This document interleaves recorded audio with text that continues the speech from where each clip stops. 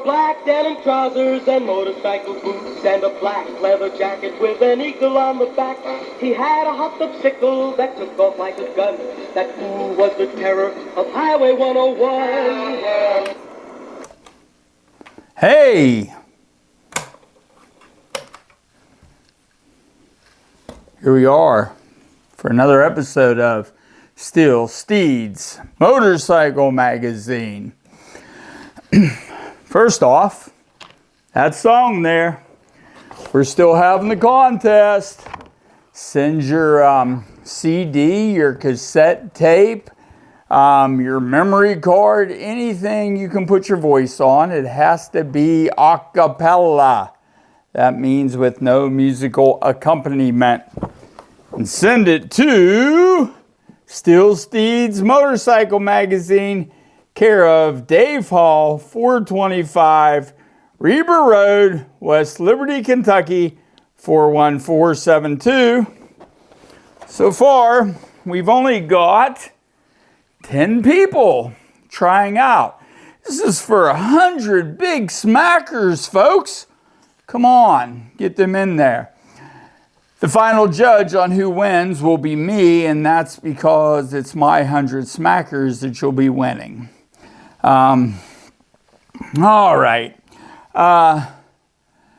We're coming here from our extravagant studios in Morgan County, Kentucky. With that in mind, do you happen to know what the first thing a Morgan County gal says after having her first sexual experience? Get off me, Pa, you're squashing my Marlboros. As Larry the Cable Guy says, I don't care who you are. That's some funny crap. Maybe not so funny. I'm going to talk to you about a few things you might be interested in, maybe not. This is the filter I took off the Road King the other day. This is the insert for it. I think they call that a top hat, I think. But it's brass, porous brass, and the gas flows through there. Had this black gunk. I don't know what other word to use for it. It was rubbery goo.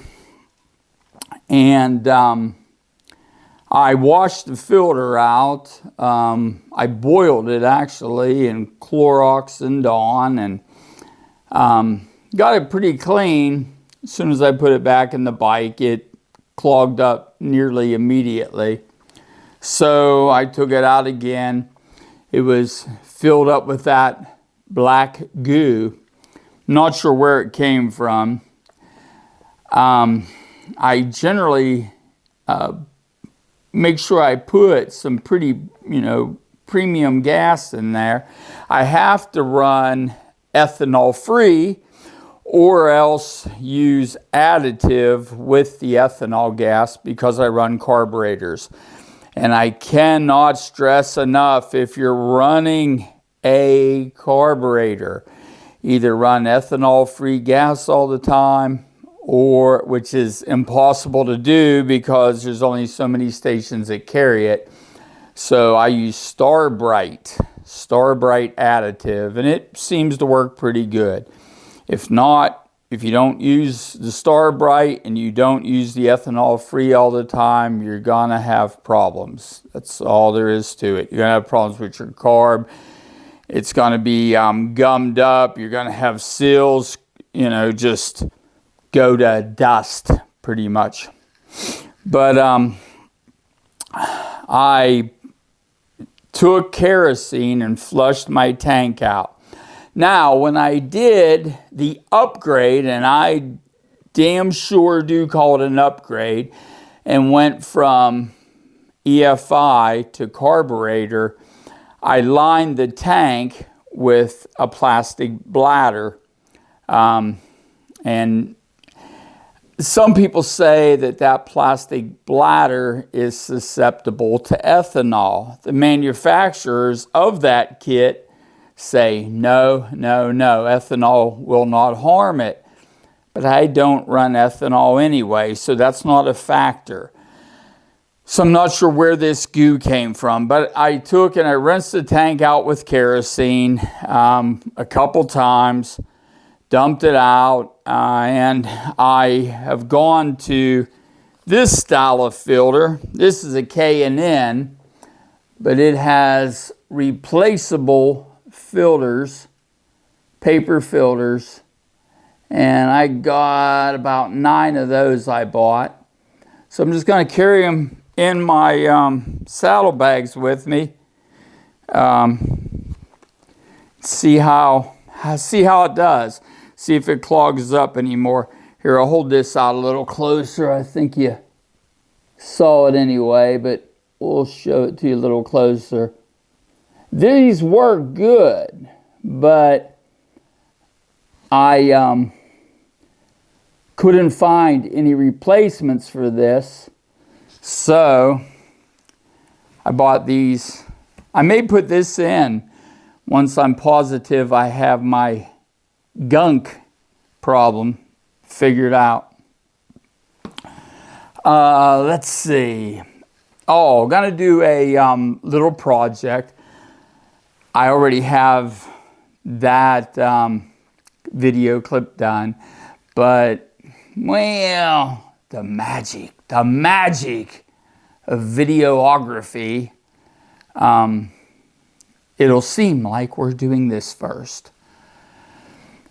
I want to touch base with my last video on Rabbit Hash, Kentucky. I hope you've seen it, but I made a big boo-boo. I can't blame it on being drunk, because I haven't been really drunk since I was 21 years old, which was, what, 6.5 years ago, something like that. But I have been hit in the head more than a few times, so let's blame it on that.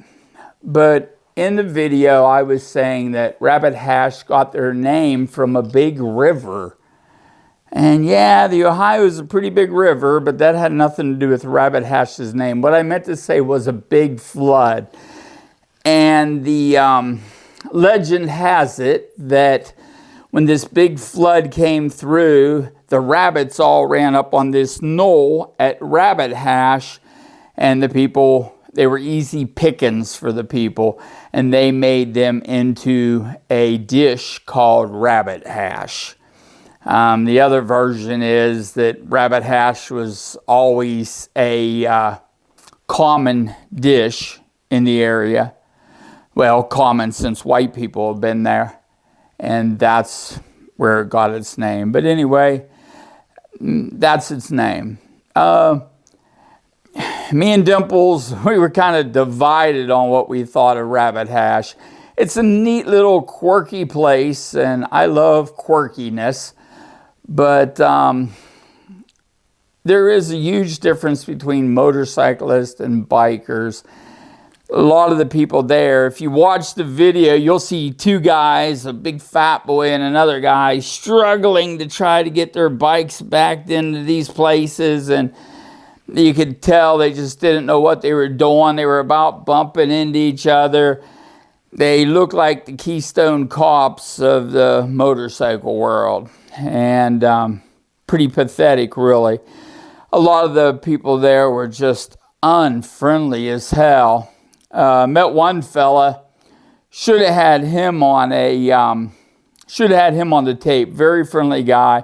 I don't know why we didn't video, I should say, instead of tape. But I'm a bit old school and very low tech.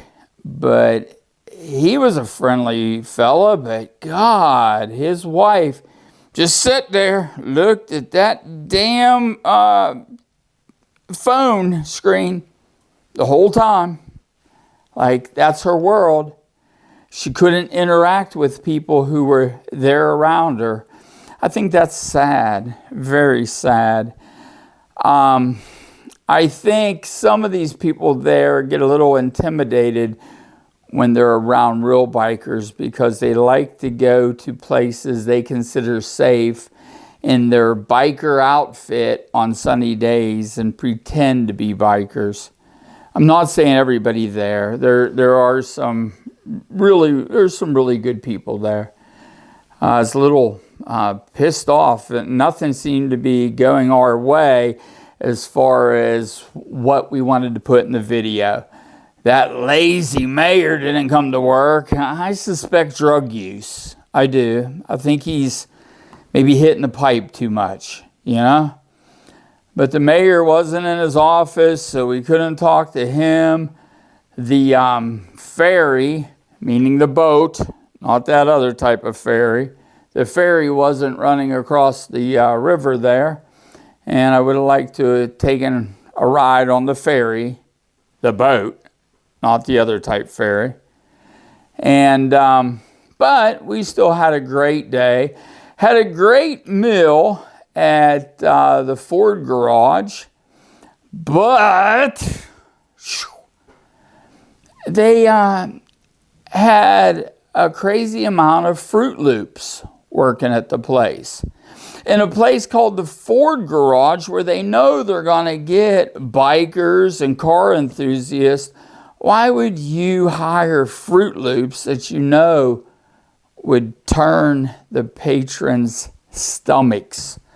I mean, this little fruit had, I suspected he was a fruit upon first sight. But then I told Dimples, maybe he's just festive. He might not be gay, just might be festive. Then I seen his acrylic nails. Yes, acrylic nails. And I said, well, he's more than festive. He's a flamin'. And, yeah, I just don't approve of that. Never will. Nobody can ever try to convince me that that's right. And if you think it's right, this channel is not for you. That's pretty much about it. And I'm going to go and I'm going to go work on the Toolbox now. And you'll see what I mean whenever I get to it. But, hey, great drink here. Milo's Extra Sweet Tea. Yummy. And no, Milo's, unfortunately, isn't paying me for advertisement. I wish they were. I wish K&N was paying me for advertisement. Look at that. It's a really nice filter, though. Really nice filter. I'll let you know how everything goes with that. So anyway, we're signing off. You all take care, and we'll catch you next time on Steeds Motorcycle Magazine.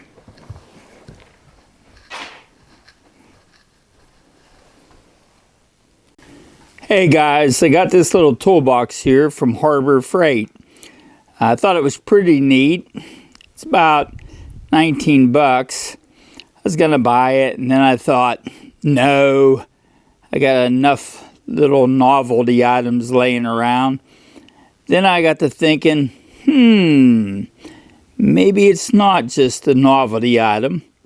Maybe I could use it as a toolbox on the Road King. So what I did, I grabbed me up some magnets from Harbor Freight. I had to trim the edges of them because the magnet didn't come down far enough. I drilled the toolbox, drilled a couple holes in it, put some bolts in, some washers to space it. If you could come up with some magnets that didn't have any metal on either end, you could just use big magnets, and if they were the correct thickness, then you wouldn't have to do no hole drilling or trying to get the thing in place. So that it was the right depth down using spacers and such. But I thought it was kind of neat. I'll show you what it looks like on the bike in about a second. There she is on the bike. Now yeah, there's stuff in the way, but it doesn't matter. If nothing else, it'll keep the drawers from coming open. They don't slide open anyway. They have a little magnet holding the top one on. And on the bottom one, it drags pretty hard on the bolts I put in. So they don't just fly open. This top part, it opens up. I don't think it'll open up easy coming down the road. I don't think anything will fall out. They put those little pads to keep your tools from sliding back and forth. I like it. I don't know if you guys will, but hey, if you do. Or you could put it on a lot of different things, but I'm going to keep like some of the stuff I don't want to dig through my saddlebags to get, or dig through my tool pouch to get, like the Allen wrench to take my points cover off of, the file that I use to clean my points, and a few other items, tire gauge, that sort of thing I'll keep in there. Plus, I think it looks kind of neat. You may have a difference of opinion about that, but I like it. Take care.